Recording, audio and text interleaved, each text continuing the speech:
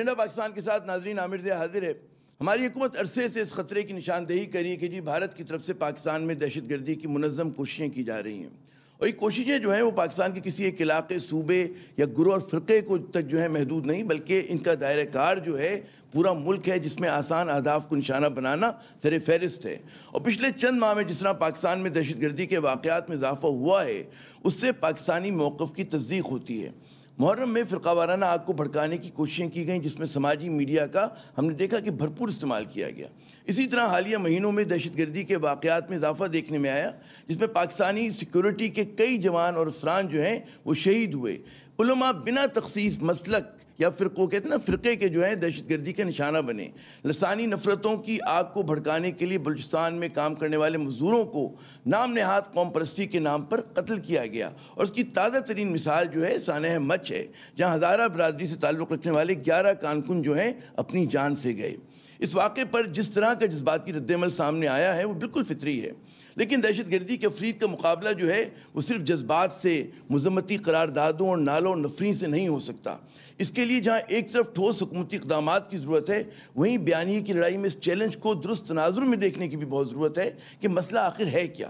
بدقسمتی سے ہماری روایتی اور جو سماجی میڈیا پر دہشت گردی کے محرکات، اس کے تدارک اور ذمہ داروں سے نمٹنے پر بات کم ہو رہی ہے، اور اس بات پر زیادہ بحث ہے کہ جی وزیراعظم پاکستان عمران خان صاحب جو ہیں اب تک کوئٹہ کیوں نہیں پہنچے۔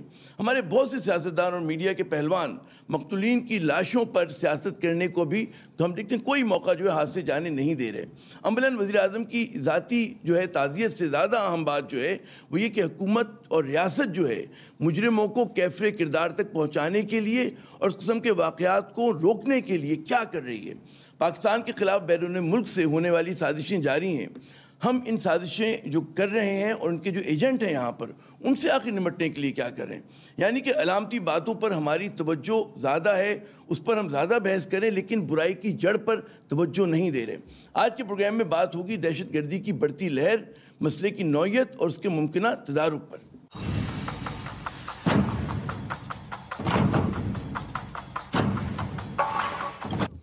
جناب اس حساس اور اہم ترین موضوع پہ گفتگو کے لیے ہمارے ساتھ موجود ہیں انوار الحق کاکڑ صاحب، سینیٹر ہیں اور رہنما بلوچستان عوامی پارٹی کے۔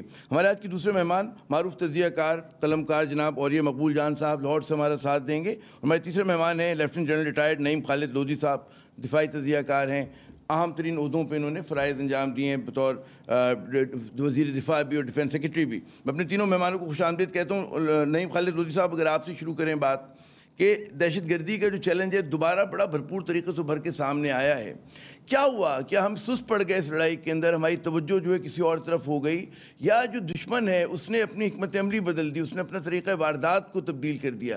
جی پہلے تو یہ واقعہ بہت افسوسناک ہے، بلکہ اودناک ہے، اور نارملی آپ دیکھیں کہ جہاں پر پہلے آپ کو زخم لگا ہو اسی کے اوپر اگر چوٹ لگائی ہے تو تکلیف زیادہ ہوتی ہے، تو اس لحاظ سے اس کو اس تناظر میں دیکھنا چاہیے۔ جہاں تک تو یہ سیکٹیرینزم کا تعلق ہے، آپ کو پتہ ہے کافی عرصہ پہلے جب ایک میدان جنگ پاکستان کو بنایا ہوا تھا ایران اور سعودی عرب نے، اس پر بڑی حد تک قابو پا لیا گیا۔ وہ اس قسم کی جو نا معاملات نہیں ہیں، بس اس کو رنگ وہی دیا جاتا ہے تاکہ آپس میں کشیدگی پیدا کی جائے، اور جو کرتے ہیں وہ ہمیں اچھی طرح معلوم ہے۔ لیکن یہ بات یہ ہے کہ جو آپ نے دو فیکٹرز کہے ہیں دونوں ہی موجود ہیں۔ دشمن زیادہ فعال اس لیے ہوا ہے کہ ایک تو انہوں نے اپنے آپ کو آرگنائز کیا ہے۔ افغانستان میں آپ کو پتہ ہے تحریک طالبان پاکستان، داعش، ISIS اور کچھ اور لوگ مل کر انہوں نے کمبائن ایک اپنے حکمت عملی بنائی ہے۔ ایک پلیٹ فارم ان کو دلوائے صاحب ذرا راؤ کی مدد ہے، NDS کی مدد ہے، اور کچھ اور بھی ہو سکتے ہیں۔ تو وہ اس لیے بھی فعال زیادہ ہے، ان کو پتہ ہے کہ ان کے چند مہینے رہ گئے ہیں، جب یہ حالات یہ چلے جائیں گے امریکنز اور ان کے آپس میں انٹر افغان ڈائلاگ ہوگا، اور جو بھی حکومت آئے گی مخلوطی حکومت ہوگی، اس کی جو رٹ ہوگی وہ جب وہ پھیلے گی تو پھر یہ معاملات جو ہیں وہ ان کے لیے مشکل ہو جائیں گے۔ اور دوسرا یہ ہے کہ جب بھی کسی ملک میں اندرونی خلفشار ہو، اندرونی طور پر ایک آپ کو موقع دیا جا رہا ہو، تو پھر یہ کام بڑھ جاتا ہے۔ یہ بھی ایک فیکٹر ہے، اور میں زیادہ ڈیٹیل میں نہیں جاتا، آپ جانتے ہیں کیا ہماری طرف سے جو کوتاہی ہے۔ دیکھیں بات یہ ہے، ایک تو ہمیں پتہ ہے جیسے میں کہتا کہ جہاں زخم لگا ہوا ہے اس کے اوپر نرم پٹی کے علاوہ اس کی حفاظت کی ضرورت ہوتی ہے، زیادہ فعال حفاظت کی ضرورت ہے۔ اور دوسری بات یہ ہے کہ میرا خیال ہے کہ ہماری حکمت عملی میں کو بھی ذرا ریویو کرنے کی ضرورت ہے، کیونکہ میں ابھی فوجی نقطہ نگاہ سے کہہ رہا ہوں کہ یہ جو لو انٹینسٹی کانفلکٹ ہوتی ہے، اس قسم کے جو جنگ ہوتی ہے، اس کے اندر آپ صرف دفاعی رویہ اختیار کیے رکھیں گے، کتنے اسکولوں کو بچائیں گے، کتنی مسجدوں کو بچائیں گے، کتنے آپ کمیونٹیز کو بچائیں گے، یہ تقریباً ناممکن ہوتا ہے۔ آلدو آپ نے دیکھا ہوگا کہ بہت سارے یہ فوائل کر دیے جاتے ہیں، ان کو ناکامیاب کر دیا جاتا ہے، لیکن پھر بھی کوئی نہ کوئی اکا دکا واقعہ ہو جاتا ہے۔ آپ کو اس کی جڑ تک پہنچنا ہوگا، جو منبع ہے اس کو ہٹ کرنا ہوگا، اس کے ہمارا حق ہے۔ اور میرا خیال ہے کہ یہ جب تک ہم حکمت عملی اگریسو نہیں اپنائیں گے، یہ اس قسم کے معاملات ہوتے رہیں گے۔ پاکستان یہ افورڈ نہیں کر سکتا کہ دونوں طرف سے اس قسم کے حملے اس کے اوپر ہوتے رہے۔ میرا خیال پاکستان کو چاہیے کہ جو جنگ کی نوعیت ہے اس کو سمجھے اور اس کے مطابق اپنی جارحانہ رویہ اپنائیں۔ اور یہ مقبول جان صاحب، پاکستان میں ہم دیکھ رہے ہیں کہ بڑا ایک منظم طریقے سے لسانی فرقہ وارانہ تضادات کو شارپن کیا جا رہا ہے، ابھارا جا رہا ہے۔ گو کہ ہم دیکھتے ہیں کہ چاہے وہ اکثریت کے لوگ ہوں، چاہے اقلیتی ہوں، چاہے وہ فوجی اہلکار ہوں، نشانے پہ سب ہیں۔ علماء کرام نشانے پر ہیں، یہاں پر مزدور نشانے پر ہے، ہر کوئی عام آدمی۔ لیکن جس طرح سے اس کو رنگ دیا جا رہا ہے، کیا آپ کا اس میں ہے کہ دشمن کس حد تک کامیاب ہوا ہے اس کہتے ہیں نا ہمارے تضادات کو شارپن کرنے کی جو اس کی کوششیں ہیں؟ جی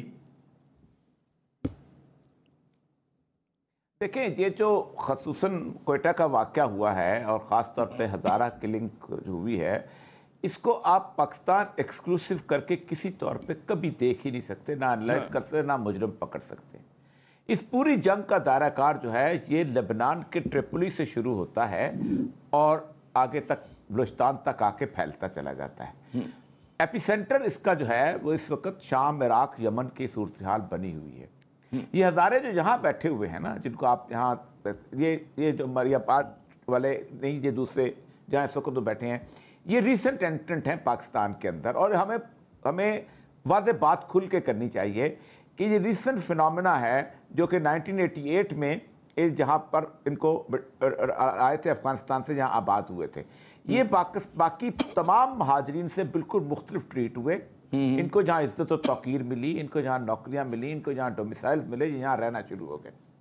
یہ ہزارے افغانستان سے 88 میں ایک شدید قسم کی جنگ امیر عبد الرحمن سے ان کی چلی آ رہی تھی، اور وہ مسلکی اور پشتون ہزارہ کی تھی۔ یہ ہزارے وہاں سے ریکروٹ ہو کے شام جاتے ہیں، یہ ہزارے وہاں سے ریکروٹ ہو کے عراق جاتے ہیں، یہ بیچارے وہاں استعمال ہوتے ہیں اسی معاملات کے اندر، اور یہ یہاں جب آتے ہیں تو اس کے پیچھے پیچھے ان کے وہ دشمن جو ہے وہ اپنی اپنی گھات کے اندر لگے ہوتے ہیں، اور وہ بارڈرز کراس کر کے یہاں پہنچتے ہیں۔ پھر یہ وہاں جاتے ہیں۔ مجھے بڑی تکلیف ہوتی ہے ان بیچاروں کو دیکھ کے کہ یہ بیچارے اتنے کبھی کسی نام پہ، کبھی کسی نام پہ، اور جہاں پر جو بیٹھے ہوئے ہیں مسکین غریب در بدر، کوئی کانوں پہ کہا، اتنی پیسفل قسم کی یہ قوم ہے اور اتنی خالصتاً اپنی مذہب کے اوپر، مسلک کے اوپر کاربند رہنے والی قوم ہے کہ بیچارے جو ہے اسی طرح ایکسپلائٹ ہوتے چلے جا رہے ہیں۔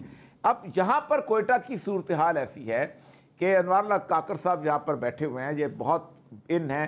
میں جس زمانے میں وہاں تھا تو اس زمانے میں آپ اندازہ کریں کہ اب ہر بچے کو پتا تھا کہ 74 کے اندر کون سا بندہ کس گاؤں سے، کس علاقے سے کہاں کابل گیا تھا، کابل سے وہ پھر اس کے بعد روس گیا تھا، روس سے انڈیا گیا تھا۔ ہر ایک کو پتا تھا کہ زابل میں جو شیر و مری کی اور خیر بخش مری کی انڈیا کے پیسے پہ لڑائی کیسے ہوئی تھی۔ اس نے فریب ناتمام جو کتاب لکھی ہے جمعہ خان صوفی نے، وہ یہاں سے ایک بندہ ان لوگوں کے ساتھ وہاں جی مشہور کتاب ہے، اس نے کہا تھا انڈین ایمبیسڈر ہمارے پاس آیا کرتا تھا۔ اچھا، وہ سارے آ کے 77 کے بعد جہاں ٹھیک ٹھاک آرام سے چلنا شروع ہو گیا تھا، لیکن اس کے بعد پھر ہم نے جس وقت افغان جب وہ کیا ہے رشیا والا، تو انڈیا رشیا کے سر پہ سوار ہو کے ہمارے اوپر بیٹھا ہوا تھا۔ ہم جب اس ہوتے تھے، آپ اندازہ کریں ایک دن میں 4 دھماکے ہوتے تھے، اور اس وقت کھاد ہوتی تھی اس کی افغانستان کی۔ اچھا، وہ بھی ایک ہمارے اوپر پورے کا پورا بلوچستان کے لوگوں کے اوپر وہ جمع ہوا سارا صورتحال تھا۔ یہ لوگ اغوا کر کے چلے جاتے تھے، اسپن بلدک کے اوپر اس مسلم کا کیمپ ہوتا تھا، اور اس میں کچھ افغان گورنمنٹ کے ساتھ تھے، کچھ یہاں تھے۔ یہ دشمنیاں یہاں تک نہیں رکتی، یہاں سے بندہ قتل کر کے بھاگتا ہے، افغانستان میں بیٹھا ہوتا ہے، افغانستان سے بھاگتا ہے، یہاں کے بیٹھا ہوتا ہے، اور بارڈر ہمارا اتنا پورس ہے۔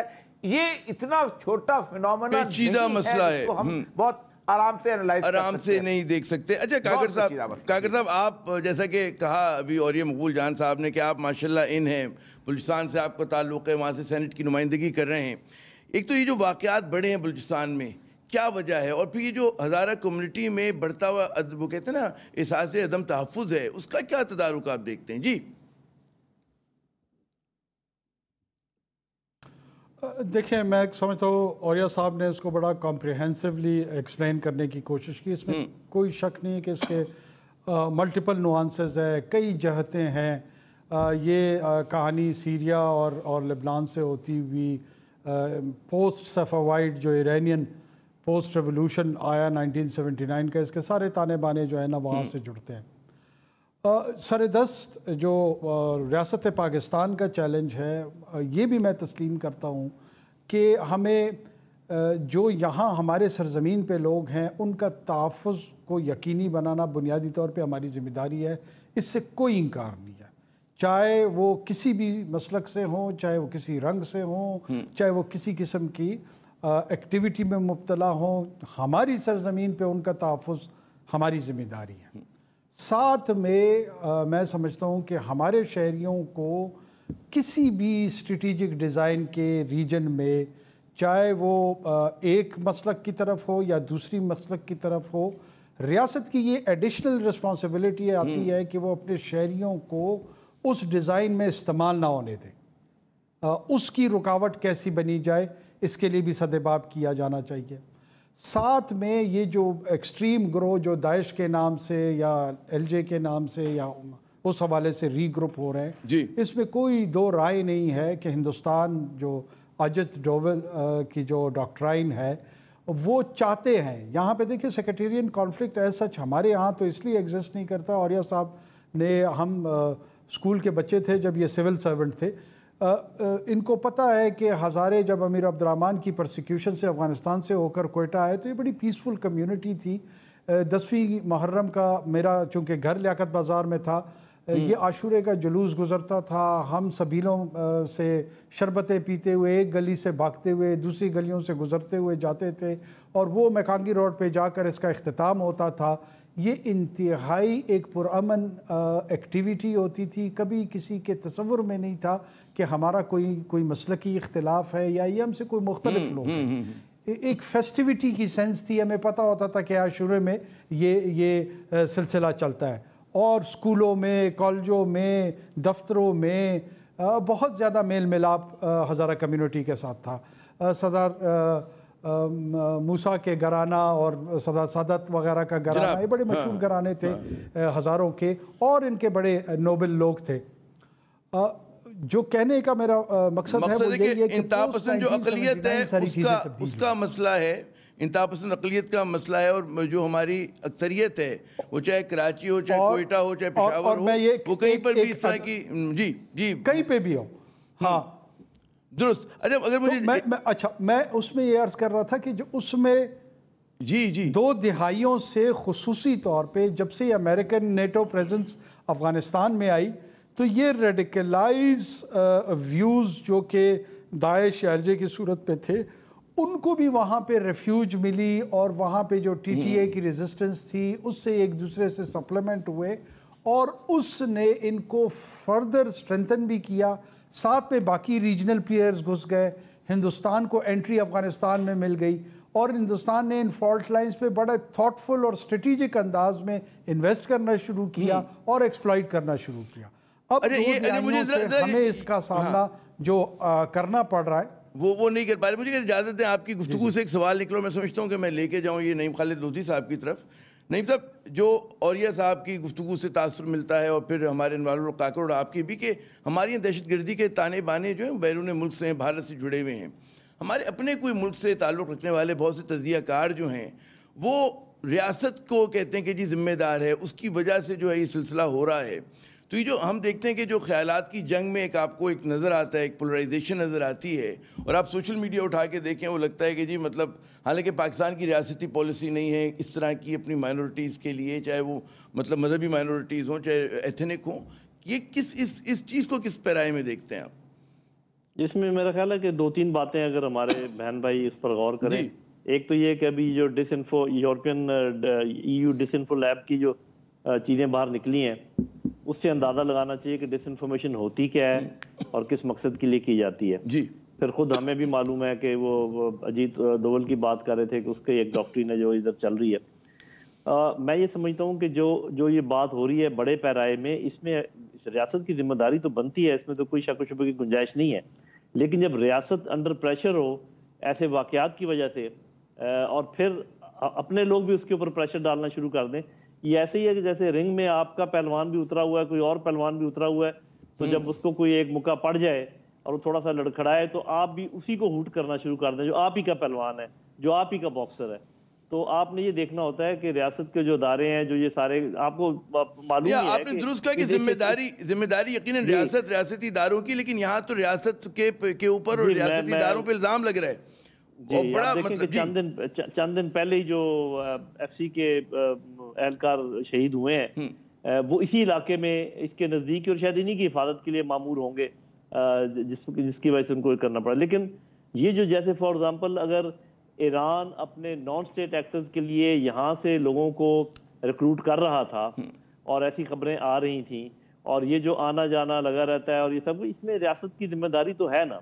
लेकिन असल बात यह है कि जब रियासत अपनी जिम्मेदारियों में से 9 में कामयाब हो जाए, मिसाल के तौर पे 9 फॉइल कर दें आप, जो उनके जो भी मंसूबे थे, एक अगर किसी वजह से हो जाए तो इसमें आप भी रियासती को अगर उस पर ही प्रेशर डालना शुरू कर दें तो वो फिर और वो मतलब उनकी एफिशिएंसी डाउन ही होगी। बेहतर क्या होगी, आपको अपनी रियासत को एनकरेज करना होता है कि आपने बड़े अच्छे काम किए, आप मेहरबानी करके थोड़ा और इम्प्रूव करें। जैसे ताउन करना होता है, और ताउन करना बड़ा जरूरी है। आप टेक्नोलॉजी का इस्तेमाल करें, आप थोड़ा सा इन चीजों का ख्याल रखें, आप अपना बढ़ाएं इस्तेदाद को, ये बातें तो हो सकती हैं। लेकिन ये कहना कि आप खुद इसमें मुलव्वस हैं और आपकी वजह से ये हो रहा है और आप ही हैं जो ये करवाते हैं, जिस किस्म के बयानी हमने हमारे सुनने में, ये बहुत तकलीफदेह बात है। ये वो कहते हैं जी, ये मुबालगा आराई नहीं बल्कि ये अक्सर झूठ है। और ये साहब हम ये देख रहे हैं कि सानह मच पर भी सियासत हो रही है। जो मैंने अपने बताई उसमें भी कहा कि जी बहस इस बात पे नहीं हो रही कि कौन जिम्मेदार है, कहाँ से साजिश हुई, कहाँ से दहशतगर्द आए। बात इस बात पर हुई कि जी वज़ीर आज़म साहब जो हैं वो बिल्कुल हो सकता है उनको आना चाहिए ताज़ियत के लिए, लेकिन अगर वो नहीं आ रहे किसी भी वजह से, तो लग ये रहा है कि बुनियादी तजाद जो है वज़ीर आज़म का दौरा है, ना कि दहशतगर्दी का वाक़या। किस तरह से देखते हैं जो हमारी ये बड़ी लॉपसाइडेड बहस हो रही है, तो वो मेरी समझ से मतलब है, और जिसमें हमारे बड़े संजीदा सहाफ़ी भी हिस्सा ले रहे हैं और वो भी जो है मतलब लंगड़ लंगोट कस के जो है तनकीद का निशाना बना रहे हैं हुकूमत को। जो मैं समझता हूँ कि वो कहते हैं तनकीद किसी और चीज़ पर होनी चाहिए, लेकिन हो किसी और चीज़ पर रही। जी देखिए, हमारे अंदर जो तबसरा नगारी के अंदर भी, हमारी सियासत के अंदर भी, और हमारी लॉ एंड ऑर्डर सूरत में भी जो सतियत आई है ना, उसने हमें बहुत तबाह किया है। हम बुनियादी तौर पर दीवार से पार देखते ही नहीं हैं। हम समझते हैं कि अंदर एक मच्छर का स्प्रे कर लेंगे और उससे सब कुछ ठीक हो जाएगा, हालांकि बाहर जो है इतना बड़ा कूड़े का ड्रम जो है वो बाहर पड़ा होता है। असल मसला यही है कि हमारे सियासत के अंदर, हम आप मीडिया देख लें, आप मुझे आज सुबह से लेकर शाम तक, ये आज 5वां दिन है, मुझे आप परसेंटेज निकाल लें कि इस इशू के ऊपर सीरियस गुफ्तगू किसने की है। किसी शख्स ने नहीं की। और फिर बहुत सारी ऐसी चीज़ें हैं कि जो हमारे यहाँ एक किस्म के लोगों के दिमाग से निकल जाए। वो कहते हैं जी आप सीरियस गुफ्तगू कर रहे हो, ये तो एकदम के लिए आपके लोग बंद कर देंगे इस बात के ऊपर। अब मुझे ये बताइए, आज दाइश का, अगर अच्छे के दाइश का नाम लिया जाता है, और थोड़ा सा सीरियस गुफ्तगू कर लेते हैं, थोड़ा सा, अल्लाह ताला आपको जज़ा दे, आप बहुत अच्छा प्रोग्राम करते हैं, लुत्फ आता है इस घड़ी के अंदर इस तरह की गुफ्तगू करने का। जी जी दाइश का हम नाम लेते हैं कि दाइश वालों ने रिस्पॉन्सिबिलिटी। पहली बात तो यह है कि हमेशा जब कोई ऐसी तंजीमें करती हैं तो दाइश जो है वो अपनी कोई वीडियो जारी करता है, दाइश नहीं की, चलो मान लिया उन्होंने किया है। लेकिन मुझे ये बताइए कि इराक में दाइश के खिलाफ कौन जाके लड़ा है? क्या ईरानी लड़े हैं? नहीं, ईरानी नहीं लड़े। वहां पर 8 मुख्तलिफ किस्म की प्रॉक्सीज बनाई गई थी। वहां पर लिवाए अब्बास थी, वहां ज़ैनब यून थी, वहां अपना फातिमा यून थी। ये कहाँ से रिक्रूट होके आए थे? आप पता है अफगानिस्तान के हज़ाराजात से हज़ारे रिक्रूट होके जाते थे। हमारे पारा चिनार से लोग रिक्रूट होके जाते थे जो वापस आए भी। ठीक, उसके बाद मुख्तलिफ जगह फिर वहाँ से ये चीज़ें जो बयान करनी चाहिए। क्या दाइश जो है वो वहाँ पर जो जख्मी परिंदे की तरह निकल गई है, वो अपने दुश्मन को क्रॉस बॉर्डर तलाश नहीं कर रही होगी? और कहाँ कहाँ नहीं तलाश कर रही होगी? फिर एक और बात आपको बताऊं, ये जो इलाका मच का है, ये मच का इलाका जो है गुज़श्ता तकरीबन 25-30 साल से ये एरिया जो है 8-15-20 किलोमीटर का, ये इंसर्जेंसीज के फरारी कैंपों का एरिया रहा है। 74 के अंदर एक तरफ अब्दुल नबी बंगलजई का कैंप होता था और इसके पीछे एक रोड क्रॉस कर दे हरनाई की तरफ और बाकी सांगान की तरफ, तो वहां पर तोक्कल और मरियों के कैंप होते थे। वहां पर एक बेसिक हाइड आउट्स बने हुए हैं। अब्दुल्ला बंगलई अभी भी रोजबार वाली रोड के ऊपर बैठा हुआ है, उसी जमाने के बैठ। अब ये इजी एक्सेस थी। यहाँ पर मुझे याद है कि 70s के अंदर ऊपर बकायदा पूरे बोलान पास के ऊपर बकायदा बनी होती थी, पोस्टें बनी होती थी, यहाँ मलेशिया बैठी होती थी, बाकी चीजें। बलोचिस्तान की ट्रेन के हिसाब से आपकी जो लेवीज की स्ट्रेंथ निकालने, आप अपने मलेशिया की स्ट्रेंथ निकालने, आप अपनी पुलिस की स्ट्रेंथ निकालने। पुलिस के पास तो टोटल 3 किलोमीटर का इलाका है। अच्छा, आप लेवीज आप देखें, हर जिला, एक चागी जिला जो उस जमाने में होता था वो NWFU से बड़ा होता, रकबे में बड़ा, वो 48,000 स्क्वायर किलोमीटर था, ये 49,000 स्क्वायर किलोमीटर था। उसके अंदर 350 लेवीज वाले होते थे। आप खुद सोचें कि इस किस्म की सूरत हाल में और फिर इस किस्म के पहाड़ी इलाके के अंदर कितना आसान होता है, और हमारे यहाँ मीडिया में कोई बैठ के एनालाइज नहीं करता। सॉफ्ट टारगेट्स को हिट करना। 350 के करीब पुलिस वाले वहां से बेचारे अपनी जानों से गए हैं। आप सोचे बटेरों की तरह, चिकोरों की तरह मारे जाते थे। ये ट्रैफिक वाला मारा गया, ये फलां मारा गया, ये फलां। और मैं इसकी हिस्ट्री में नहीं जाना चाहता जो हाथ से हजारा रिफ्ट शुरू हुई है, इसलिए कि बहुत तल्ख यादें हैं कोयटा की जिससे शुरू हो जाएगा, लेकिन वो यहाँ पर हैं, वो मौजूद हैं। अब मसला सारा यह है कि या तो उनके लिए किसी तौर पर सिक्योरिटी का बंदोबस्त किया जाता, फिर माइन ओनर्स के साथ आप सोचें कि हमारी माइनिंग के अंदर ये गोल्डन माइंस है, ये सिक्योरिटी क्यों बंदोबस्त नहीं करते इन लोगों का? क्या वो प्राइवेट माइंस वाले जो वहां से कोयला एक्सट्रैक्ट करते हैं वो पैसा नहीं कमा रहे?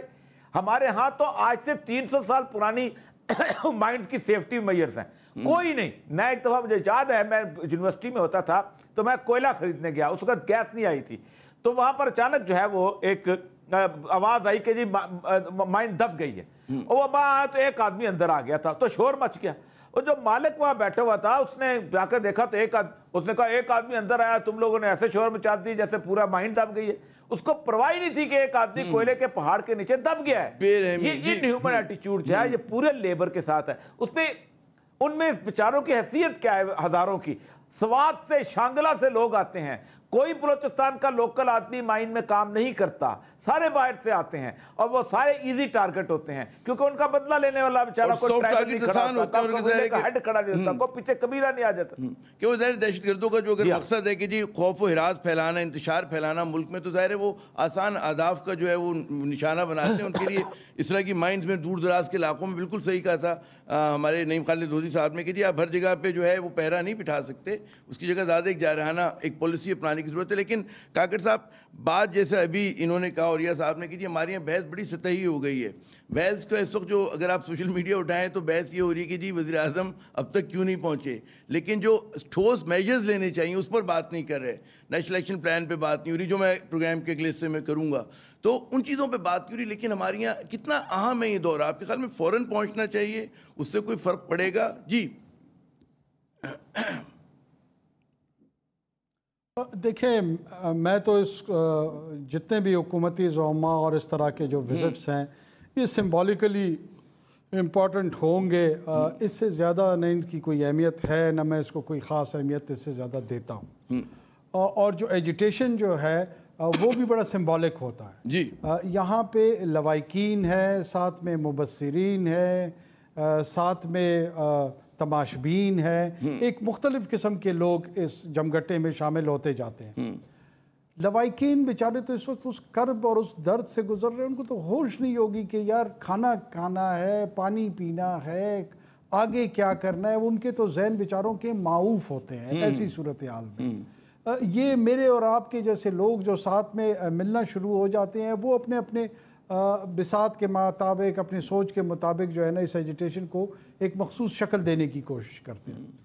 प्राइम मिनिस्टर अगर माजी में भी गए हैं या इवन आर्मी चीफ गए हैं, तो as a student of politics हमें यही लेसन हमने लर्न किया है कि उसका कोई ख़ास इस्तिफ़ादा उससे हासिल नहीं हुआ।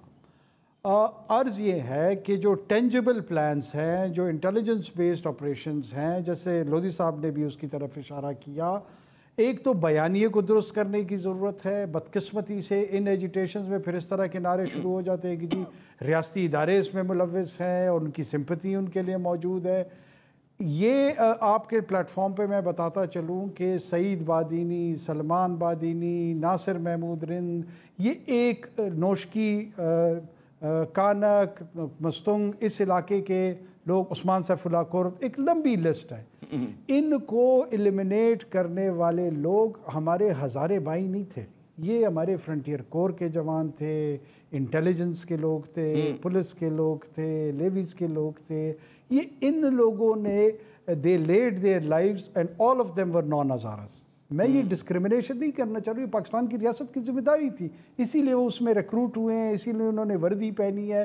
لیکن جب ان کی شہادتیں ہوں اور ساتھ میں ان کو یہ طعنہ زنی بھی سننی پڑے کہ جی اس میں آپ ملوث ہیں، تو بڑی پینفل یہ عمل ہے. اس کو علیحدہ کرنے کی ضرورت ہے، اس کی وضاحت کرنے کی ضرورت ہے، اس کو ایکسپلین کرنے کی ضرورت ہے.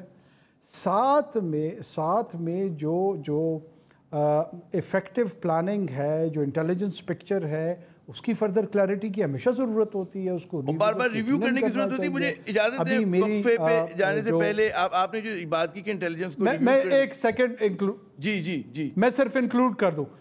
یہ ابھی ریسنٹلی لگ یہ رہا ہے کہ یہ گروہ پھر ری گروپ ہوا ہے.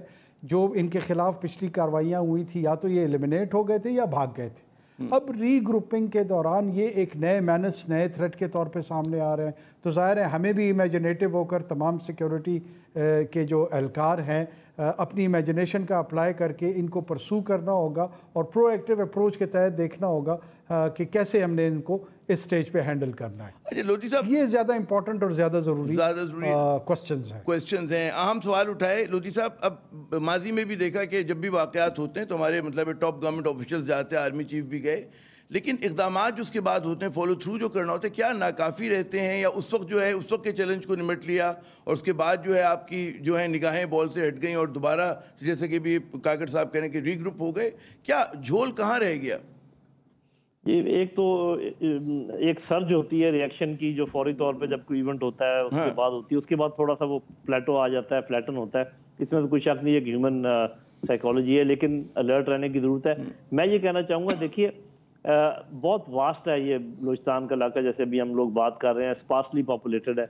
اس میں جب تک آپ ہائی ٹیک استعمال نہیں کریں گے، اور ساتھ ہی میں یہ بتا دوں کہ جو بیکا کا معاہدہ کیا ہے ہندوستان نے امریکہ کے ساتھ، اس سے وہ بے شمار فائدہ اٹھا رہے ہیں، کیونکہ وہ جیو اسپیشل انفارمیشن ان کو پل پل کی خبر ملتی ہے کہ کون کتنے فاصلے پر، ایک آدمی بھی موو کر رہا ہو تو اس کا وہ پتہ چلتا ہے. تو ہمیں بھی اسی قسم کی ٹیکنالوجی حاصل کرنے کی ضرورت ہے. ہم چائنا سے کر سکتے ہیں، اور تاکہ اتنے بڑے ایریا کا جو سرویلنس ہم صحیح کر. ایک بات میں کرنا چاہوں گا، ہے تھوڑی سی سینسٹیو، لیکن میرا خیال ہے کہ وہ کرنی چاہیے جی. اور علماء کو چاہیے تھا کہ دیکھیں ہر مسلک کے عالم موجود ہیں ہمارے ملک میں، کہ وہ یہ بات ضرور ابھی تک کسی نے نہیں کی کہ اسلام کی روح سے اپنے شہیدوں کی لاشوں کو رکھنا اتنے دنوں تک، یہ کس حد تک اسلامی ہے. یہ کسی نے بات نہیں کی، اس لیے کہ ذرا سینسٹیو معاملہ ہے، ادھر سے ذرا ان کے وہ جذبات برانگیزتے ہیں. میرے خیال کسی عالم کو یہ بات اٹھانی تو چاہیے تھی بھائی، کہ آپ یہاں پر اکٹھے ہو کے بیٹھ سکتے ہیں، لیکن یہ جو شہداء کی باڈیز ہیں، ان کو جو آپ نے ادھر رکھا ہوا ہے، یہ کس لحاظ سے آپ تدفین جو ہے وہ مقدم ہوتی ہے. اس میں کہا یہ جاتا ہے، ہم نے سنا ہے جو بزرگوں سے کہ جی فوراً تدفین اگر ہو، انتقال ہو، تو تدفین میں جلدی کرنی چاہیے، بہت انتظار نہیں کرنا چاہیے. ناظرین یہاں پہ لیتے ہیں وقفے کے بعد جب دوبارہ حاضر ہوں گے تو کچھ بات کریں گے کہ دہشت گردی اور اس کے ساتھ جو ہے میڈیا کا کیا کردار رہا ہے، اس پہ کچھ اور یہ صاحب نے روشنی ڈالی. ہم چاہیں گے کہ مزید اس پہ بات کریں. پھر قومی ایکشن پلان کا کیا بنا؟ کیا جو اس طرح سے ہماری دہشت گردی بڑھی، کیا پھر فوجی عدالتوں کی ضرورت ہے؟ ہمیں پڑ سکتی ہے. سزائے موت پر ہم دیکھتے ہیں کہ مورٹوریم ہے، پچھلے 1 برس سے کوئی پھانسی نہیں ہوئی، اس کا بھی کیا اثر پڑا ہے؟ ان سب سوالوں پہ بات کریں گے وقفے کے بعد.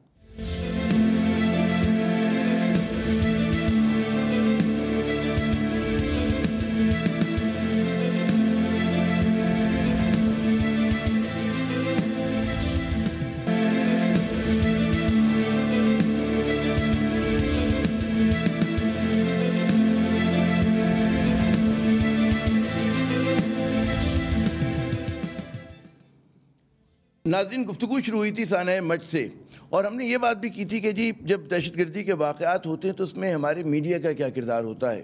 اور ظاہر ہے کہ وہ کہتے ہیں نا کہ جی خود تنقیدی بہت ضروری ہے کہ اگر میڈیا کا کردار جو ہے اسی طرح کا اس میں سنسنی خیزی ہے اور اس میں مبالغہ آرائی ہے تو یقیناً اس کے اوپر سوالیہ نشان اٹھتے ہیں. اور یہ مقبول جان صاحب نے یہ سوال بھی اٹھایا تھا اور آج ان کا ایک بڑا زبردست مارکت العرا مضمون بھی ہم نے پڑھا اسی موضوع کے اوپر جس کے دوسرے حصے کا ہم سب کو شدت سے انتظار ہے, کم از کم مجھے بہت انتظار ہے. اور یہ صاحب یہ بتائیے کہ جو دہشت گردی کے واقعات ہیں کیا کس طرح سے دیکھتے ہیں کہ یہ جو آپ نے اس میں کہا کہ جی میڈیا کا رول, ابھی آپ نے اس کا اشارہ بھی کیا کہ سطحی گفتگو ہو رہی ہے اور اس میں میڈیا کا جو کردار ہے اتنا ذمہ دارانہ نہیں جتنا ہونا چاہیے. جی دیکھیں, پاکستان کا جو سب سے پاورفل میڈیا ہے نا وہ مساجد کے ممبر ہیں اور ان کے مائکروفونز ہیں. میں اس سے پاورفل میڈیا کسی کو نہیں سمجھتا. یہ اتنا انفلوئنس کرتا ہے کہ باقی سارے میڈیا کو اس کو شیڈو کر دیتا ہے. میں نے پہلے بھی لکھا تھا اور آج بھی لکھا ہے کل کہ اگر 2013 میں جب 88 میتیں لے کے ہزارے بیٹھے تھے اور پورے پاکستان میں ان کے اپنے مسلک کے لوگ جو تھے وہ دھرنا دے رہے تھے تو دوسرے مسلک کے علماء بھی اگر اس کے ساتھ دھرنا دیتے کراچی میں, لاہور میں, اسلام آباد میں, تو آج ہزارے دھرنا نہ دے رہے ہوتے. یہ میرا پختہ یقین. ہم نے ان کو آئسولیٹ کر دیا ایک کمیونٹی کے طور پر بھی اور ایک مسلک کے طور پر بھی. اور اس کی بدترین مثال یہ ہوئی ہے کہ اب سیاست میں بھی ہم ان کو آئسولیٹ کرنے لگے ہیں. عمران خان صاحب نے جو 2 بندے بھیجے وہ خاص طور سے ان سے مسلک کے چن کے بھیجے. جیسے یہ ان کا مسلک ہے وہ جا کے بات کر کے حل کر کے آ جائیں گے. یہ وہ سطحیت آ گئی ہے جو سیاست میں بھی آ گئی ہے. یعنی ہونا تو یہ چاہیے تھا کہ باقی تمام لوگوں کو لے کے جاتے, علماء کو لے کے جاتے, تمام لوگوں کو لے کے جاتے. اب وہ ہوا جائے کہ وہ ناکام واپس آ گئے. ان کی یہ اسٹریٹجی بھی ختم ہو گئی. ہم نے ان کو 2 حیثیتوں سے آئسولیٹ کیا. ایک اس حیثیت سے آئسولیٹ کیا کہ ان کا مسلک علیحدہ ہے, ان کے لیے لاہور میں بھی جناب انہی کے مسلک کے لوگوں کے دل دھڑکیں گے, کراچی میں بھی انہی کے لوگوں کے دھڑکیں گے. ہم لوگ نہیں بیٹھے, انڈیپینڈنٹ نہیں بیٹھے, سیکولرز نہیں بیٹھے, علماء نہیں بیٹھے, ان کو آئسولیٹ کر دیا گیا مکمل طور پہ. ٹھیک. اور اس کے بعد دوسرا یہ ہوا کہ وہ بیچارے ویسے ٹرائبل طور پہ کمزور ہیں, چھوٹے ہیں. یہ بہت بڑا المیہ ہے ان پورے. اور مجھے بڑی تکلیف ہوتی ہے ان بیچاروں کو دیکھ کے. ایک تو اس لیے کہ وہ دربدر ہے, 132 سال سے دربدر چلے آ رہے ہیں امیر عبد الرحمان کے زمانے سے. اب صورتحال جو اصل یہ ہے کہ میڈیا کے اندر ان کو صرف اس لیے دکھایا جاتا ہے کہ ہم نے ایک ٹاک شو کے اندر کن 2-3 پولیٹیشینز کو لا کے سانپ اور نیولے کا تماشا دکھانا ہے. اور سانپ اور نیولے کے تماشے میں ہم نے دیکھنا ہے کہ نہ سانپ جیتے اور نہ نیولا جیتے, کیونکہ اگلے اسی سانپ اور نیولے میں آنا ہے. اور ہم اس سانپ اور نیولے کی لڑائی کو دکھا کے تالیاں بجوا رہے ہیں. ہمارا اینکر آنکھیں ملتا ہوا آتا ہے ہیروئنز کی طرح, سرخی پاؤڈر لگاتا ہے اور اس کے بعد گفتگو کر کے چلا جاتا ہے. ہمارا سیاستدان میں بھی 6 اپنا ٹیلی ویژن چینل میں جانے ہوتے ہیں, ایک ہی اس نے وہ چیز بنائی ہوتی ہے. عوام کو انہوں نے مکمل طور پر جسے کہتے ہیں نا اپنی اس انفارمیشن قسم کی بمبارمنٹ سے بالکل پاگل کر دیا. لوگوں کی کچھ سمجھ نہیں آ رہا. اور سیریس بات میں بتاؤں آپ کو کہ لا اینڈ آرڈر مشینری بھی جو ہے وہ خوفزدہ ہے کہ اگر ہم یہ کر گئے تو یہ. اب میں آپ کو بتاؤں, اب وزیر اعظم کا مطالبہ ہو رہا ہے, اچھی بات ہے, جانا چاہیے. لیکن ایک بات بتاؤں, نصیر اللہ بابر صاحب نے جب 200 بچوں کے ساتھ نیگوشیٹ کیا تھا خود جا کے وزیر داخلہ, تو ایک دفعہ مجھے مل گئے. میں نے کہا آپ نے بڑی زیادتی کی. میں نے کہا یہ نیگوشیشن ایس ایچ او سے شروع ہوتی ہیں اور آخر میں کچھ جگہ رہ جاتی ہوتی ہے. آپ فیل ہو جاتے تو کیا ہوتا, ختم بات تھی. کبھی آج تک ایسا ہوا ہے کہ ایک, اب آپ دیکھیں کل امریکہ کو دیکھ لینا, کیا ڈونلڈ ٹرمپ اتر کے آ گیا تھا. انہوں نے ایون دیکھے کہ نیو یارک میں ورلڈ ٹریڈ سینٹر ہوا ہے تو وہاں کی لوکل پولیس گئی ہے, ہینڈل کیا ہے. مسئلہ سارا یہ ہے کہ ایک ایسے لیول کو لے آتے ہیں جس کے بعد پتہ چلتا ہے کہ اس کے بعد پاکستان کی ساری پاورز ہیں, حالانکہ اس نے کچھ نہیں کرنا ہوتا بیچارے نے. کیونکہ اصل رول بالکل ایک ویلیو جو ہے سمبولک ویلیو ہوتی ہے, تسلی کی ویلیو ہے. وہ عمران خان صاحب کو جانا چاہیے, جانا چاہیے, بس جانا چاہیے. لیکن وہ جو آپ نے ہے کہ جی کروشل نہیں ہے, اور اصل طاقت جیسے 18ویں ترمیم ہو گئی ہے انوار اللہ کاکڑ صاحب, طاقت جو ہے اس کا منبع جو ہے وہ تو صوبائی حکومت کے پاس ہے. مسئلے ان کو حل کرنے چاہیے. وزیر اعلیٰ کا رول بنتا ہے, لوگوں کو دیکھنا چاہیے وزیر اعلیٰ کی طرف. وہاں کی جو اپنی قیادت ہے کیوں نہیں دیکھ پاتے؟ دیکھیں یہ بالکل اوریہ صاحب نے, چونکہ ان کا بیک گراؤنڈ ایڈمنسٹریشن کا ہے, جو کام آج سے 40-50 سال قبل ایک تحصیلدار کر سکتا تھا, ایک ایس ایچ او کر سکتا تھا, उसके लिए आपने अभी सतह कोर कमांडर की रख दी है, सतह आपने आर्मी चीफ की रख दी है, सतह आपने वज़ीर आज़म की रख दी है, आप शुरू ही वहीं से करते हैं। ये बड़ी एक बेसिक एडमिनिस्ट्रेटिव फ्लॉ है कि आप नीचे से ऊपर जाएंगे या ऊपर से नीचे आएंगे। अब चूंकि ये एक गैर सेहतमंद एक रवायत पड़ चुकी है, आज लोग प्राइड ले रहे हैं कि जी हमारे दौर में वज़ीर आज़म आए थे, विदाउट रियलाइजिंग कि आपके दौर के वज़ीर आज़म के आने से आपने निज़ाम को कमज़ोर कर दिया, कुछ स्ट्रेंथन तो नहीं किया। निज़ाम तो उस वक्त स्ट्रेंथन होता कि पैरोकियल लेवल पे, लोकल लेवल पे, जिस तरह भी औरिया साहब भी कह रहे थे, दुनिया में जहाँ पे मैनेजमेंट होती है एडमिनिस्ट्रेशन की, वो वहीं मकामी सतह पे होती है। हमने हर चीज़ को वो ज़नत दे दिया है, टॉप लेवल पे ले लिया है। मीडिया में आप देख लें, तमाम लोग चाहते हैं कि मालिकान के साथ उनके ताल्लुकात हों, एंकर पर्सनस के उनके साथ ताल्लुकात हों। बेचारे बीट रिपोर्टर की कोई हैसियत नहीं रही है, या जो मिडिल कैमरामैन है शायद उसकी कोई हैसियत नहीं रही है। लोग ओवरऑल ये इलीटिज़म का शिकार होते जा रहे हैं। एजुकेशन में भी इलीटिज़म आ गई है। आप मैं समझता हूँ कि चीफ मिनिस्टर वहाँ आए हैं, वो with all empathy is trying to resolve this issue, और उस तरह का रिस्पांस नहीं आ रहा है। ज़ाहिर है आप इस वक्त कोई सख्ती तो करने से रहे, वो जिस कर्ब में, जिस दर्द की कैफियत में है, कोई ये तो एक एडमिनिस्ट्रेटर फोपा होगा, ब्लंडर होगा कि कोई सख्ती की तरफ लोग सोचे। आपने उनको रिक्वेस्ट करनी है, आपने उनको वू करना है, आपने उनको कोशिश करनी है कि वो राज़ी हो सकें आपकी इस बात पे, तो वो लगे हुए हैं। लेकिन चूंकि निज़ाम को हमने ख़ुद इतना खोखला कर दिया है, हम अपनी लोकल लीडरशिप को, सियासी को, चीफ मिनिस्टर को इतना कमज़ोर परसीव करवाने में इत्मीनान हासिल करते हैं। वी ग्लॉट ओवर, हमें खुशी महसूस होती है इससे। और हम चाहते हैं कि हमारे अपने लोग कम हैसियत में रहें, और जो दूसरे दूर के लोग हैं उनको हम बुतों की तरह बड़ा मजबूत समझते हैं। और वो भी आगे कुछ नहीं कर पाते, क्योंकि माजी में हमने देखा बड़े बड़े लोग जब भी सानिया हुआ, कोयटा में गए, लेकिन हम देखते हैं कि वो जो स्ट्रक्चर की अगर कमजोरियां रह जाएं लोधी साहब, तो वो तो काम नहीं चलेगा। फिर एक छोटी सी अर्ज करूं, देखिए आमिर, देखिए तसल्ली और तशफ़ी के हवाले से मैं समझता हूँ हमारी रवायात हैं, पुरसा है, फातिहा खानी है, दुआ लेना है। ये लोग लवाइकीन के घरों पे जाते हैं, जो लोग जिनके यहाँ इंतकाल हो कोई शख्स, उसके घर पे जाके पुरसा दिया जाता है, फातिहा दी जाती है। सड़कों पे नहीं फातिहा खानी होती है। तो मेरी तो अभी भी ये अपील है कि सेंस शुड प्रिवेल, इनकी तदफीन हो, उसके बाद जरूर जाए, उसके बाद बिल्कुल तहकीकात भी हो, पुरसा भी हो, दुआ भी हो, बिल्कुल सारी चीजें होनी चाहिए। लोधी साहब, आप किस तरह से देखते हैं जो बड़ा इंपॉर्टेंट पॉइंट औरिया साहब ने उठाया कि जनाब हमने पूरा अपने एडमिनिस्ट्रेटिव स्ट्रक्चर को कमजोर कर दिया है, और जी आइडियली तो मतलब दोनों भाई ठीक कह रहे हैं, लेकिन हमने तो आज की जमीनी सूरत हाल देखनी है ना जी। आपने ये देखना है कि पॉलिटिकली और ऑप्टिक्स के पॉइंट ऑफ व्यू से, और जो मौजूदा हालात है, जैसे जज्बात उभरे हुए हैं, और जैसे कि ये कौमी सानिया बना हुआ है, उसके पॉइंट ऑफ व्यू से मैं ये समझता हूँ, वह गलत हो सकता हूँ, कि इर्रिस्पेक्टिव के हमारा जो निज़ाम जैसे खोखला है, तो खोखला है ना, तो फिर उसके मुताबिक ही हमने अमल करना है। तो अगर वो एक्सपेक्ट कर रहे हैं कि आर्मी चीफ जाएं, या तो मेरा ख्याल है इसमें कोई हर्ज नहीं है। चले जाना चाहिए था, और सबसे पहले बल्कि जाना चाहिए था। लेकिन इसमें ये सिर्फ मुझे इस चीज़ का इदराक है कि इस किस्म के मामलात में बाज़ औक़ात 2 स्टेजेस के ऑपरेशंस होते हैं जो टेररिस्ट करते हैं, कि पहले वो एक काम करते हैं, फिर वो जमा होने देते हैं, फिर वो दूसरा काम करते हैं। तो मेरा ख्याल है जो थोड़ा सा तौक़ुफ़ शो किया जा रहा है, कोई मालूमात हैं हुकूमत के पास जिसकी वजह से वो उन्होंने रजिस्ट किया हुआ, अदरवाइज वो उनको आने में क्या प्रॉब्लम था। हुआ है कोयटा में, हुआ ये वकला के ऊपर जब हुआ था, वो इसी तरह से हुआ था कि पहले एक दोबारा वो हुआ, तो बड़ी पुरानी टेक्निक मैं समझता हूँ जी। तो लेकिन मैं समझता हूँ कि जब एक प्रेवलेंट जो सिचुएशन है उसके मुताबिक अगर आपको अमल करना पड़े तो उसमें कोई हर्ज नहीं है। अगर हालात साजगार थे या सेफ्टी के मामलात को इंश्योर किया जा सकता था तो फिर दौरा होना चाहिए था। मैं कम से कम ये समझता हूँ कि आपको पता है जब पीपल्स पार्टी की लीडरशिप आ गई, जब PMLN की लीडरशिप आ गई, तो उनसे पहले अगर वज़ीर जाते तो पॉलिटिकली उनको फायदा होता। मैं पॉलिटिक्स के पॉइंट ऑफ व्यू से बात कर रहा हूँ।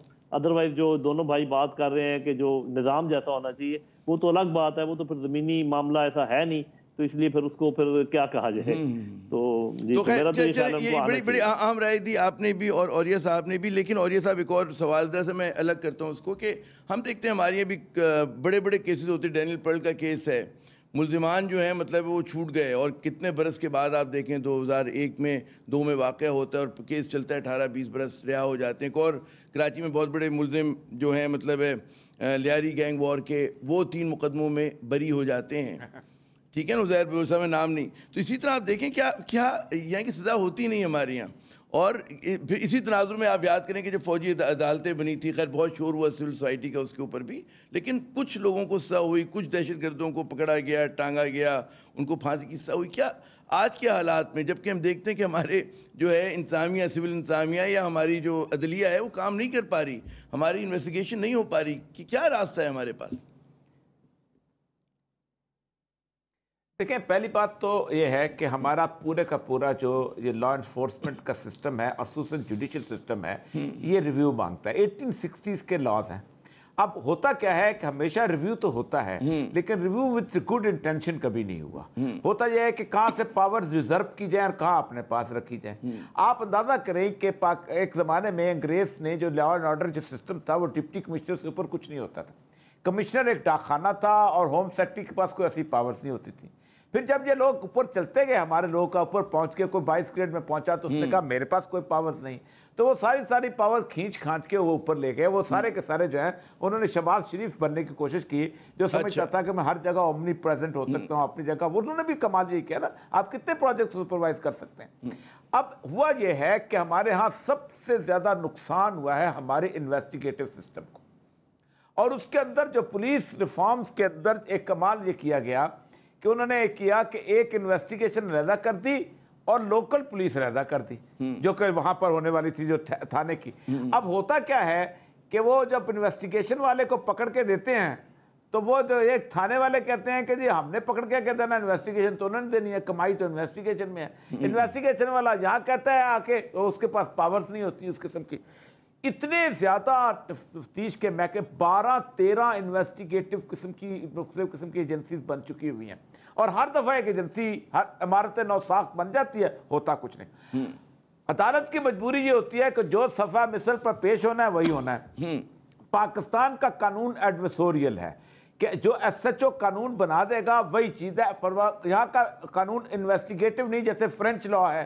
اب فرینچ لا میں تو جج خود انویسٹیگیٹ کر سکتا ہے, یا جج کو پتا ہوتا ہے اس نے ڈینیل پرل کو قتل کیا لیکن صفحہ مسئلے پہ کچھ نہیں ہوتا, وہ کچھ نہیں کر سکتا. یہ سارا ریویو ہونا پڑے, اس پہ کوئی سیریس گفتگو نہیں ہوتی. یہاں پر اگر آپ کسی ٹی وی کے پروگرام کو کھول لینا, وہ کہے گا یہ عدالتوں کا یہ ہو گیا, یہ پولیس کا یہ ہو گیا, فلانے کا یہ ہو گیا, کب تک ہم مارے جائیں گے, کب تک یہ قوم. یعنی ان کے سامنے مائک رکھ دو اور شاندار قسم کی تقریر اینکر سے بھی کروا لو, باقی لوگوں سے بھی کہا. میں آج بھی ریکویسٹ کروں گا, یہ ہزارے آج تو اس کیفیت میں ہیں, یہ جب معاملہ ختم ہو جائے اس پہ سیریس پروگرام ہونا چاہیے, تاکہ آج ہم بہت ساری باتیں ان کی غم کی وجہ سے نہیں کر پا رہے, آج ہمیں تفصیل سے کرنی چاہیے. یہ جس وقت روز کا اس کا کیس ختم ہو جائے, آپ بھی ہمیں سیریس ڈسکشن کرنی چاہیے. بلائیں انویسٹیگیٹرز کو, جو وہ لوگ ان کی مجبوریاں کیا ہیں, باقی چیزیں کیا. ہماری لا اینڈ آرڈر پہ تو انویسٹمنٹ اپنی جگہ, ہماری انویسٹیگیشن پہ کوئی انویسٹمنٹ نہیں ہے, ختم. ہمارے ہاں اس کا گواہوں کی پروٹیکشن کا کوئی نظام نہیں ہے. دنیا پوری نے بلٹ اپ کر لیا ہوا ہے کہ وہ پردے کے پیچھے ہوتے ہیں, دکھائے نہیں جاتے. آج تک آپ پتہ ہے پوسٹ مارٹم قانون وہ یہ ہے کہ ڈے لائٹ میں ہونا چاہیے, حالانکہ اتنی بڑی روشنیاں آ چکی ہوئی ہیں, اور وہ پہلے جا کے جب وہ 4 بجے کے بعد کرتے ہیں, وہ کہتے ہیں جو ڈے لائٹ میں ہوا نہیں, پوسٹ مارٹم ہی جاری ہے, کیس ختم. چلیں, اس طرح کے چھوٹے چھوٹے چیزیں ہمیں فکس کرنے, 470 لا ہیں, کوئی کام ہی نہیں کر. جناب کاکڑ صاحب, آپ لوگ کام کیوں نہیں کرتے, آپ لوگ پارلیمنٹ میں بحث کیوں نہیں کرتے؟ ساری جو چیزیں وہ آپ کے ٹوکرا جو ہے آپ کے سامنے آ گیا ہے کہ جناب ہمارے جو لا میکرز ہیں وہ ان چیزوں پہ توجہ ہی نہیں دیتے, اور وہ بھی مطلب ہے بڑا وہ جو جس طرح میڈیا بقول اوریہ صاحب کے سطحی بات کرتے ہیں, تو ہمارے جو ہیں سیاستدان بھی ماشاءاللہ اسی سمت میں چل رہے ہیں پارلیمنٹ میں. جی عامر صاحب, مطلب مجھے I am talking this with pen, یہ مجھے کوئی خوشی نہیں ہو رہی ہے, لیکن بدقسمتی سے پارلیمنٹیرینز کی, پولیٹیشنز کی ایز اے ہول جو پرائیورٹی ہے نا, وہ ریفارم آف دا سوسائٹی ہے نہیں. کیا ایک ایسا معاشرہ جو کہ 8-9% کنٹریبیوٹ کرتا ہے ٹورڈز اٹس ٹیکس ریونیو، صبح دوپہر شام معاشی گالیاں یا حکومت وقت کو دے رہی ہے یا اپوزیشن کو دے رہی ہے، کیا کسی نے ایگزامن کیا ہے کہ یہ جو باقی 78% ارنرز ہیں اس سوسائٹی کے، کیا یہ کنٹریبیوٹ کر رہے ہیں towards the institution making of the state, towards the nation building project? جواب نفی میں ہے۔ کیا ہم پولیٹیشنز کو کوئی احساس ادراک ہے؟ کل پرسوں اسلام آباد میں ایک بچہ شہید ہوا ہے، اپنے 5 غنڈوں کو جن کو ہم نے بھرتی کیا ہوا تھا پولیس کے نام پہ، جن کو آتھرائز کیا تھا ریاست نے، اس کی وردی کو دیکھ کے جس کو مجھے سینس آف سیکیورٹی ہونی چاہیے تھی، وہی میرے بچوں کا قاتل نکلتا ہے۔ اس سے قطع مراد میری ان پولیس والوں کے جن کی شہادتیں ہیں، جنہوں نے وار اور ٹیرر میں ان کی جانیں کام آئی ہیں، انہوں نے اپنے پیاروں کو قربان کیا ہے، ان کی قربانیوں کو اس قسم کے لوگوں کے ساتھ میں قطعاً نہیں جوڑ رہا ہوں، لیکن یہ انسٹیٹیوشن میکنگ میں جو ڈیفیشنسی ہے وہ ایز اے ہول ہے، جو ہم میں پولیٹیشنز میں سب سے زیادہ ہے۔ میں 3 سال ہو گئے ہیں مجھے کسی قسم کی صحت مند گفتگو کرنے کا، سننے کا پارلیمنٹ کے فلور پہ ابھی تک موقع نہیں ملا۔ اگر آنے والے 3 سالوں میں ملا تو یقیناً آپ لوگوں کے ساتھ شیئر کروں گا۔ چلیں، ماں سوائے پولیٹیکل پوائنٹ سکورنگ کے، ماں سوائے اپنی قیادتوں کو جملے خوش بازی کرنے کے کچھ نہیں ہوتا، مجھے بساؤ یہ تو بڑا جملے بازی کے کچھ نہیں ہوتا۔ اچھا نعیم خالد صاحب، آخری 6-8 منٹ ہیں ہمارے پاس۔ ایک ہم دیکھتے ہیں کہ سزائے موت پر جو ہے گزشتہ دسمبر سے، بلکہ 2019 دسمبر سے جو ہے وہ پابندی عائد ہے، کہتے ہیں غیر اعلانیہ موریٹوریم حکومت نے لگایا ہوا ہے، پیپلز پارٹی نے تو اعلان کر کے لگایا تھا۔ کیا آپ کے خیال میں کہ آج کے حالات میں جس طرح سے ہماری یہاں دہشت گردی کے واقعات ہو رہے ہیں اور ہم لوگ جو ہیں عدالتیں سزائے موت بھی دیتی ہیں، لیکن ایک ڈائیکوٹمی آ گئی ہمارے سسٹم میں کہ ان سزاؤں پہ عمل درآمد نہیں ہو پاتا، ضرورت ہے؟ جی دیکھیں، بات یہ ہے کہ یہ تو کسی بھی نظام میں اگر ڈویلٹی ہو یا کوئی ایسا اس میں پیدا کر دیا جائے شک و شبہ، تو پھر تو وہ سارا نظام گڑبڑ ہو جاتا ہے نا۔ آپ کا ایک قانون ہونا چاہیے، اس کے مطابق چلنا چاہیے۔ اگر آپ کے قانون میں سزائے موت ہے جو کہ ہے تو اس کو روکنا، اور یہ بھی سننے میں آیا کہ کن کے کہنے پہ روکی گئی ہے، بیرونی خواہشوں کے کہنے پہ مطلب ہے، یہ بہت ایک تکلیف دہ بات ہے۔ اور وہ جو میں ایک بات کہا کرتا ہوں اور میں اس کو ریپیٹ کر دیتا ہوں، دیکھیے جب آپ نے کوئی کام کرنا ہو نا، مثال کے طور پہ آپ نے نٹ کسنا ہو جو کہ ایک پرابلم ہے، تو آپ کو اچھے سپینر اور اچھا پلاس چاہیے جو انسٹیٹیوشنز ہیں۔ تو جیسے یہ پاکستان تحریک انصاف جب یہ آئے تو تحریک انصاف، تو انصاف ٹھیک ہے، میرٹ بھی ہے، معاشی انصاف بھی ہے، باقی بھی ہے، لیکن قانونی انصاف سر فہرست ہے کہ آپ قانون کو نافذ کرنے کی اہلیت، اور وہ اہلیت آپ نے مثال کے طور پہ سارے وزیروں کو بلا کے سرزنش کر دی کہ تم نے یہ کرنا ہے، تم نے یہ کرنا ہے، 1 مہینے کے بعد میں تم سے پوچھوں گا کہ تم نے کیا یا نہیں کیا۔ بھائی انہوں نے خود تھوڑی کرنا ہے، آگے ان کے انسٹیٹیوشنز ہیں۔ اگر کوئی کہے کہ جی آپ صاف پینے کا پانی اس محلے کو مہیا کریں، تو وہ کوئی وزیر خود تو نہیں کر سکتا جب تک کہ پورا میکنزم نہ ہو۔ تو سب سے پہلے حکومت کو چاہیے تھا، ہر حکومت کو چاہیے تھا، اس میں فوجی حکومتیں، ساری حکومتیں شامل ہیں، کہ پہلے وہ ریفارم کرتے ہیں انسٹیٹیوشنز کو، ان کو فعال بناتے، ان کو ایفیشنٹ بناتے، ان میں جو خوف ہے اس کو دور کرتے، ان کو کوئی پروٹیکشن بھی دیتے، کوئی بیلنس قائم کرتے۔ آج کل کوئی بیوروکریٹ اس لیے کام نہیں کر رہا کہ جس طریقے سے ان کو کھینچا جاتا ہے عدالتوں میں اور نیب میں، انہوں نے کہا کہ اس سے بہتر یہ ہے کہ ہم 2 مہینے کو 4 مہینے کو اپوائنٹمنٹ ہوتی ہے، مطلب تھانے دار کراچی میں۔ ایسے کوئی کام نہیں چلے گا جب تک آپ جو مشینری ہے امپلیمنٹیشن والی، جس کا یہ اوریہ صاحب بھی ایک رہے ہیں، اس کا ایک کل پرزہ رہے ہیں، یہ وہ لوگ ہیں جو کام کرتے ہیں آن گراؤنڈ، اداروں کو مضبوط کرنا ضروری ہے۔ لباب یہ ہوا۔ اچھا اسی میں اور یہ صاحب اسی سے جڑا ہوا سوال الگ بھی ہے کہ قومی ایکشن پلان کا ایک زمانے میں بڑا کہتے ہیں دھوم دھڑکا تھا، پھر ہم دیکھتے ہیں کہ وہ نظروں سے اوجھل ہو گیا، بیک برنر پہ لوگوں نے اٹھا کر پھینک دیا۔ آج کے حالات میں ضرورت ہے کہ دوبارہ سے جھاڑ پونچھ کے نکالیں، اس کے نکات کو دوبارہ سے جائزہ لیں، ہر نقطے کے پیچھے ایک پورا کہانی ہے، ایک چیپٹر ہو سکتا ہے کہ جی اتنی تفصیل طلب ہے اس کی امپلیمنٹیشن، جو کہ اس زمانے میں بھی نہیں ہوئی تھی نواز شریف صاحب کے، اور آج تو لوگ اس کو بھول ہی گئے۔ جی دیکھیں پہلی بات تو یہ ہے کہ اس کے اوپر بہت ڈیٹیل قسم کی ہر نقطے کے اوپر ایک اسٹریٹجک پلان بننا چاہیے تھا، لیکن محنت کون کرے سر؟ مسئلہ سارا تو یہی ہے، شام کو ٹاک شو میں بیٹھنا ہے سیاستدان نے، صبح سویرے اس نے پارلیمنٹ میں لڑنا ہے، دوپہر کو اس نے اپنے بندے کے تھانے میں جا کے بندے کو چھڑوانا ہے، کرے کیا وہ بیچارہ؟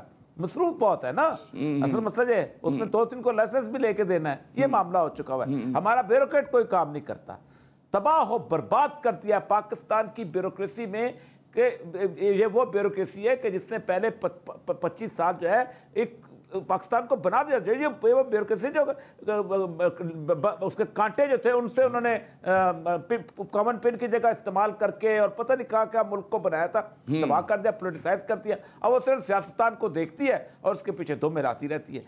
یہ المیہ ہے ہمارا، اور المیہ اس کو ٹھیک کرنے کے لیے مجھے نہیں سمجھ آتی کہ آسمان سے فرشتے اتریں گے یا کوئی اور لوگ آئیں گے۔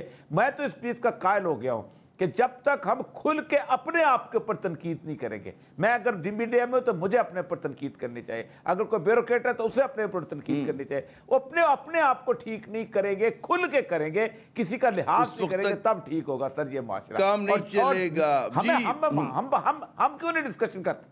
درست کاکر صاحب، لاسٹ ہم کیوں نہیں ڈسکشن کرتے؟ ایک ایک نقطہ اٹھائیں، بالکل ایک ایک نقطہ اٹھائیں، ایک وہی میں نے کہا کہ ہر نقطے پہ ایک آپ پورا چیپٹر لکھ سکتے ہیں، کتاب لکھ سکتے ہیں۔ کاکر صاحب فائنل ورڈز جی، ایکشن پلان کیوں نہیں آپ لوگ بات کرتے اس پہ؟ دیکھیں اس میں بات شروع کرنے سے ہی ساری بات فرسٹ سٹیپ لینے سے ہوگا۔ ہمیں جیسے آج کے پروگرام میں ہم نے یہ انیشیٹ کیا ہے تو بات شروع کر دینی چاہیے۔ بالکل اوریا صاحب درست کہہ رہے ہیں کہ جب تک سیلف کرٹیسزم، انٹروسپیکشن نہیں ہوگی، خود احتسابی نہیں ہوگی، خود پہ نکتہ چینی نہیں ہوگی، کنسٹرکٹیو کرٹیسزم شروع نہ ہو، ایسے نہ ہو کہ بس criticism for the sake of criticism ہو۔ جب تمام لوگ اپنے اندر جھانکنے کی صلاحیت to peek within yourself وہ پیدا کر لیں گے تو بہت سارے معاملات وہ سنبھل جائیں گے۔ بات جو ہے وہ خود تنقیدی سے شروع ہونی چاہیے۔ بہت شکریہ انوار الحق کاکر صاحب، جناب نعیم خالد لودھی صاحب اور اوریہ مقبول جان صاحب۔ میں اپنے تینوں مہمانوں کا شکریہ ادا کرتا ہوں۔ ناظرین، بات ایک تو خود تنقیدی بہت ضروری ہے، اس کے ساتھ ساتھ اگر ہمیں اندرونی اور بیرونی دشمنوں کا مقابلہ کرنا ہے تو اپنے صفوں میں اتحاد کی ضرورت ہے، اور ایک اس چیز کو سمجھنا ہے کہ ان حالات میں اہم چیز کیا اور غیر اہم کیا ہے۔ غیر اہم پر اگر ہم زور کم دیں اور اہم چیزوں پہ زیادہ زور دیں تو غالباً گاڑی آگے چل سکتی ہے۔ عامر ضیاء کو اگلے پروگرام تک کے لیے اجازت، خدا حافظ۔